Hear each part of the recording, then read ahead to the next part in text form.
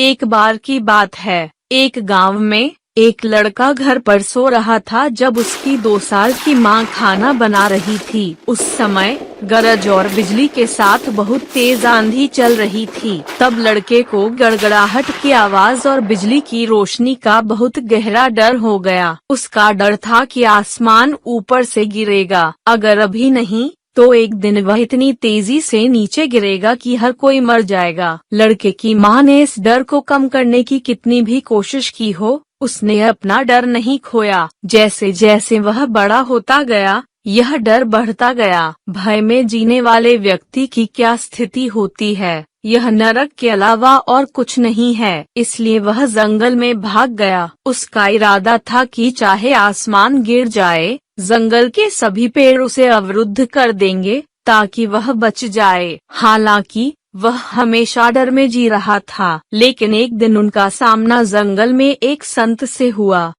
अन्य सभी लोगों के अलावा वह बहुत शांत लग रहा था। उसे लगा कि यह संत उसकी समस्या का समाधान कर सकता है। यह महसूस करते हुए कि उसका डर उसके द्वारा खो जाएगा, उसने उससे मुलाकात की और पूछा, स्वामी क्या आप डरते नहीं हैं? स्वामी आश्चर्यचकित थे और पूछते थे कि मेरा बेटा, तुम्हें क्या चाहिए? लड़के ने कहा, अगर आसमान गिरता है तो हम सब मर जाएंगे। स्वामी ने उसकी समस्या को समझा। फिर उसने उससे कहा, हाँ मेरे बेटे, जब मैं एक बच्चा था मैं तुम्हारी तरह बड़े भय में रहता था कि यह आकाश मुझ पर गिर सकता है, लेकिन मुझे एक रहस्य मिल गया है। तब यह डर दूर हो गया था। तब इस लड़के ने संत से उस रहस्य को प्रकट करने का अनुरोध किया ताकि वह भय से मुक्त हो जाए और शांति से अपना जीवन जारी रखे। स्वामी जी, मेरे पुत्र, मैं उस रहस्य को आपके सामने प्रकट करूंगा, लेकिन उससे पहले तुम्हें कुछ करना है। हर दिन मैं अगले गांव जाऊंगा और भिक्षा ग्रहण करूंगा। आज तुम मेरे बदले भिक्षा मांगने जाओगे, उनसे भिक्षा लेके मुझे लाओ। एक नियम हालांकि यह है कि आपको हर किसी पर चिल्लाना चाहिए और तिरस्कारपूर्ण लहजे में पूछना चाहिए। आप मिन्नतें मत कीजिए।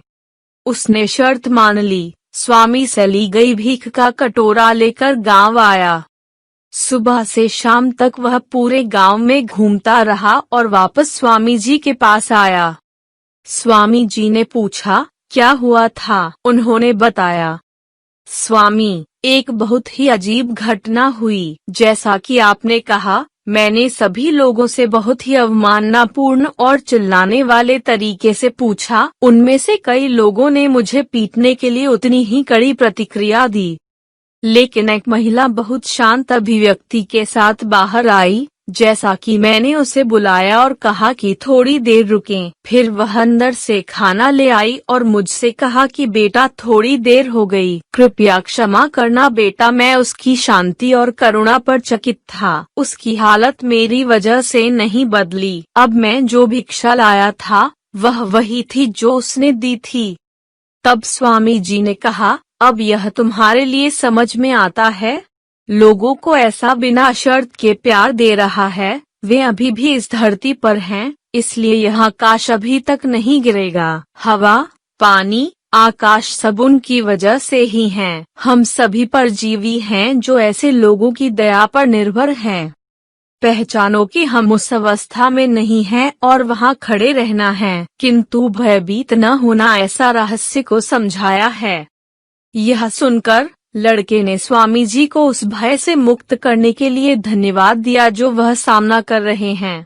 भारत में फैसला न देने वाली और बिना शर्त प्रेम से रहने वाली कई ऋषियों और महापुरुष की कोई कमी नहीं है। हम सभी के लिए जीवन का उद्देश्य वास्तव में बिना शर्त प्रेम करने की अवस्था में पहुंचना है। हम सभी लोग उसी स्थिति से आए हैं। बचपन में हमारे पास ये संपत्ति थी, लेकिन हमारे आसपास की परिस्थितियों के प्रभाव में हमारी प्राथमिकताएं बदल गई हैं और हमने अपने दैनिक जीवन के साथ सामना करने की उभरती जरूरतों के कारण उस स्थिति को खो दिया है। बाहरी तौर पर हम कोशिश कर सकते हैं और कहीं भी पहुंच सकते हैं, लेकिन भीतर कुछ भी आदमी नहीं कर सकता है। हमें केवल यह पहचानना है कि हम कैसे हैं और वहाँ खड़े रहना है। यह पहला कदम है और यही हमारी स्थायी स्वतंत्रता के लिए अंतिम कदम है। Please like, share, and subscribe to my channel. Press the bell icon for notifications. Thank you.